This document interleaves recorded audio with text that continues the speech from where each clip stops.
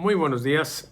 Hoy es miércoles 19 de febrero de 2020 y yo soy Salvador Borrego, director de la empresa Saba Consultores, presentándoles en esta ocasión lo que encontramos el día de ayer al evaluar la situación de la 4T. En este estudio, que es modesto por tamaño de muestra, que es modesto por la frecuencia, lo cual no implica que lo que obtengamos quede en tela de juicio más allá de los, digamos que considerandos propiamente estadísticos. Se requiere más evidencia para que tengamos una alerta por el tamaño de muestra, pero lo que aquí indiquemos pues es confiable. Ojalá que pudiéramos hacer estudios pues más frecuentes, con muestra más grande, pero pues se hará cuando se pueda. Esto es lo que yo les puedo obsequiar, ¿sí? Y entonces, hecha la aclaración, déjenme decirles que lo más importante cuando estamos analizando los movimientos que se dan en un fenómeno de este tipo es saber qué está pensando la gente. Las administraciones públicas invierten mucho dinero en saber qué están publicando los medios, porque de algún modo hay alguna relación entre eso y lo que piense la gente, pero lo fundamental es lo que piensa la gente. Entonces, la idea que nosotros tenemos es, pues vámonos directamente a ver qué es lo que está pensando la gente y tendremos una manera más precisa de saber en qué terreno nos estamos moviendo. Entonces, vamos a ver eso, ¿sí? Primero vamos a ver esa parte de la encuesta. Las estimaciones de la encuesta son las estimaciones de lo que obtuvimos ayer, más lo que obtuvimos hace un mes, más lo que obtuvimos hace 2 meses. En realidad no hacen mucho sentido. Pero lo que la gente tiene en mente corresponde a lo que observamos el día de ayer. La problemática corresponde a lo que observamos el día de ayer y por eso me voy a concentrar en esas dos cosas. Y luego nos vamos al monitoreo para ver cómo ha estado evolucionando esto. Vayamos a eso, ¿sí? Miren, esta es la portada, ¿sí? Es Saba por un México informado. Ese es el proyecto que hemos querido pues hacer de todos los mexicanos, pero el único que le pone dinero, pues hasta ahorita soy yo. Espero que alguien se anime después, ¿ok? Miren, ¿tiene acceso a internet? Es una pregunta que ponemos, es 67, 68. Hace unos días salió una publicación del INEGI, creo, que da un dato muy similar. Y esto es lo interesante, fíjense. Dice, de todas las noticias difundidas recientemente en el país, ¿cuál es la que más presente tiene usted? Si ampliamos esto, el color de fondo, acá, que en este caso son oscuros, quizá no se alcance a apreciar ahí, pero ahí un poco sí. Lo que está en negro son las primeras dos y están en un valor similar. Quiere decir que eso es lo más importante. Y miren, tomen en cuenta que es respuesta espontánea. Entonces, la primera es el caso de la niña Fátima. La siguiente, los feminicidios. Entre esas dos me dan un total de 30.1%. La siguiente es la violencia y entonces llegamos a 35.1%. Después es coronavirus y si ustedes observan en lo que está la gente pensando, sigue el coronavirus, la rifa del avión presidencial que anda en un valor de 3.5%, secuestro de niños, que es de nuevo el tema anterior, la inseguridad, de nuevo el tema anterior, los papás de los normalistas, tocaron con gas a policías, asesinatos, muertes, los guachicoleros, malos comportamientos de política, asaltos, robos, balaceras en escuelas, manifestaciones, los migrantes no saben. ¿Qué significa esto? Que la agenda, sí, que tan celosamente cuida el presidente y podemos pensar que es el propósito central de las mañaneras, en esta semana o en este día dejó de tener esa preeminencia la lista de temas del presidente. Observen ustedes que el caso de Lozoya, de Emilio Lozoya, que en otras circunstancias debería de estar aquí como un gran acontecimiento porque es algo que se encuadra en la lucha contra la corrupción, no aparece. Entonces tenemos una situación donde la agenda está dominada por el tema de la situación de los feminicidios y particularmente, de manera muy concreta, el caso de la niña Fátima, que murió en condiciones lamentables, terribles. Los problemas que tiene este país, el principal problema, la inseguridad. Hace unos días, miren, déjenme ponerle. Hace unos días el presidente sacó un estudio que yo no sé quién lo hizo, muy desafortunado, diciendo que los baches eran el principal problema del país. Eso es absurdo, los baches ni siquiera aparecen en la lista de los problemas. Es la inseguridad, la delincuencia, la corrupción, la falta de empleo, la economía, la violencia, el mal gobierno, la pobreza, la falta de educación, el narcotráfico, asesinatos, nuestro presidente AMLO, las drogas, los bajos salarios, desigualdad, la contaminación. De nuevo, el nuevo presidente no sabe, no contestó. Entonces, estos son los problemas. Y los más importantes, por los que están encabezando la lista, fundamentalmente el tema de la inseguridad. Bueno, vámonos entonces a ver qué fue lo que pasó con el monitoreo. Eso es lo más importante, les decía. Miren, aquí tenemos un monitoreo para una serie de variables. El caso de la gente que tiene internet, que es una pregunta de control. Luego, la inseguridad, ¿sí? Ahí está como un problema importante, muy estable. Y aquí empiezan las preguntas importantes. La aprobación al presidente. Si ustedes observan, el valor que obtiene, ¿sí?, lleva a la siguiente evolución. El día, aquí está, miren abajo, en diciembre 10, enero 18 y ayer febrero 18.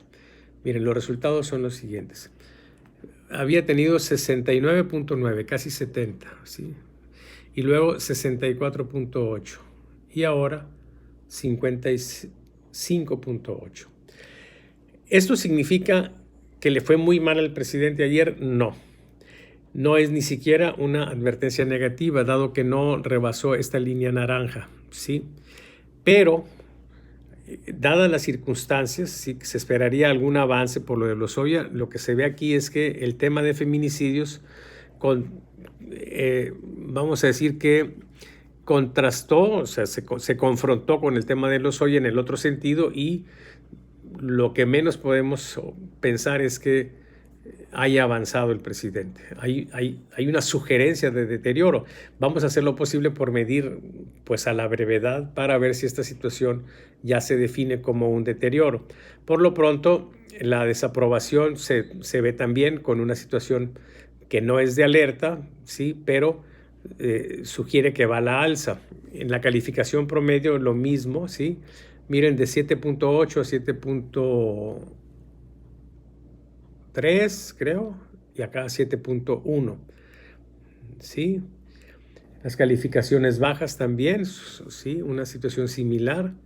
Las calificaciones altas también hacia la baja, acercándose a la línea de advertencia, pero no la rebasa. En otro tipo de cosas, la identificación partidista. El PRI, quizá aquí se refleje el tema de Lozoya un poco, ¿sí? Pero es algo que viene de más atrás, una situación de desgaste en la identificación del PRI, es una tendencia a la baja que está ahí marcada. El PAN llevaba una situación de desgaste y se recupera, ¿sí?, sale de esta situación de desgaste. Quizá el PAN esté capitalizando de mejor manera la situación que está viviendo el presidente. Esta es Movimiento Ciudadano, también se ve recuperado. Miren, casi en la línea de advertencia positiva, aunque en valores muy bajos, sí, pero para los de ellos está bien. Morena, en descenso también. De nuevo, sin llegar a la advertencia negativa, pero lo que menos podemos decir es que Morena esté avanzando. ¿Y qué más vamos a ver? Bueno, él no sabe, etcétera. Ninguno. Vamos a las preguntas duras, a las preguntas más fuertes.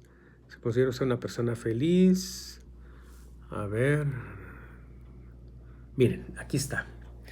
Esta es quizá la que nos refleja del modo más claro la situación que está viviendo el presidente.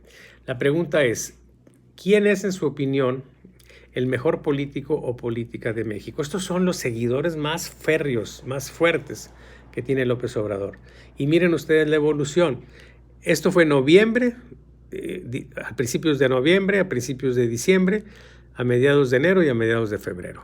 Miren, de tener 25.5, luego baja a 22.2, luego a 18.3 y aquí sí se da una alerta el día de ayer. Registra 11.4, menos de la mitad de lo que tenía en noviembre. Este es un desgaste entre sus fans, entre los seguidores más convencidos de él. Luego vemos aquí una información que es interesante. Esto que llamamos hipocentro está vacío. ¿Qué quiere decir esto? Que ningún sector social dentro de los seguidores de López Obrador, esto es, hay gente que son fans de López Obrador y que son ricos, otros que son fans de López Obrador y son pobres, otros son fans y tienen estudios muy superiores, sí, y otros con estudios muy básicos, etc. Bueno, ningún grupo se diferenció, o sea, el desgaste entre sus fans, sí, se dio de manera tal que ninguno se caracterizó por ser un grupo donde se desgastara más fuerte. Y en cambio sí hubo dos grupos, creo que son dos grupos, que se caracterizaron porque ahí fue donde más se resistió la condición de considerar a López Obrador como el mejor político. Quienes aprueban la labor del presidente, sí, y quienes se sienten más identificados con Morena. Que es claro, pues, que entre los seguidores de López Obrador, estos son los más fuertes, sí. Pero sí estamos viendo aquí una situación ya claramente de desgaste para López Obrador en este grupo. ¿Por qué preguntamos nosotros quién es el mejor, quién es el peor? A final de cuentas, lo que nos importa es si se aprueba o se desaprueba una gestión. El negocio nuestro es la anticipación. Avisarle a un cliente cuando tenga él todavía la oportunidad de arreglar las cosas para que el desgaste no sea tan fuerte. Entonces aquí, cuando tenemos este tipo de variables, si los más cercanos empiezan a tener alguna incomodidad, se hace preludio de un desgaste general, ¿sí? Que de algún modo se sugiere con las gráficas que acabamos de ver. Por eso es que hacemos este tipo de gráficas, ¿sí? Si yo fuera asesor de López Obrador, que jamás lo voy a hacer por lo que veo, estaría alertando sobre esta situación, que tomaran medidas, que vieran el problema del feminicidio como un problema que les está generando desgaste. No porque sean responsables de eso, por supuesto, pero sí por el manejo que han estado haciendo de él. Ha sido realmente pésimo que entre la explicación que esté dando el presidente se ría, ¿sí? Genera una sensación de mucho desagrado en la gente. Esas cosas debe cuidarlas el presidente. Y entonces, bueno, aquí hay una alerta. Las alertas negativas, cuando los clientes son importantes en el sentido de que son inteligentes, se utilizan para atender bien el problema y normalmente mejoran su condición. Pero cuando no es así, se niegan las alertas, ¿sí? Se niega que las cosas están mal, se insiste en el error y generalmente se generan desgastes muy fuertes. Ese es el riesgo que corre López Obrador y la 4T. Vamos a seguir rapidito para ya terminar esto con las otras cosas que tenemos en el monitoreo, ¿sí? Miren, esto es el mejor político. Bueno, está Marcelo Ebrard, que empezó a desgastarse también. Miren, ya le empezó a pegar a Ebrard. Había tenido 3 advertencias positivas y ahora ya no tiene eso, ¿sí? Hay una situación de reversión. Me voy a ir rápido en estos que son, bueno, Luis Donaldo Colosio, pero aquí, mira, esto es muy importante. Felipe de Jesús Calderón, que es el adversario número 1 del presidente, está pasando por un excelente momento. Miren, en diciembre tenía 0%, lo consideraba el mejor político. En enero, el 2.8% lo considera el mejor político y ahora, ayer, el 4.4% lo considera el mejor político. Entonces, Calderón está capitalizando las cosas, los problemas en los que se está metiendo López Obrador. Peña Nieto está tranquilo, sí, pero aquí estamos hablando del peor político, sí. Tranquilo, estable en estos valores del 17-20% que lo consideran el peor político. Luego López Obrador, sí, está tranquilo también en este indicador. Carlos Salinas, bueno, no tiene caso que me pierda en estos datos. Déjenme ir más rápido, a ver si ya terminó esto. Esto es Fox, Felipe Calderón. En el peor político, miren, Calderón se está haciendo un personaje polémico. También sube en el indicador del peor político. Luis Echeverría. Uy, Jaime Rodríguez apareció. Bueno, aquí se acaba. Perfecto. Entonces, ¿qué es lo que tenemos? Tenemos una situación donde sí se advierte ya un freno, un cambio en la condición de fuerza así que se veía indestructible, ¿sí? Inacabable del presidente López Obrador. Ya hay signos, ya hay señales de alerta. Nos estamos acercando a la línea del 50% en aprobación. Y si baja esa línea, entonces ya no va a tener la condición de legitimidad en el concepto o en la idea de juzgarla en función del ejercicio en el poder.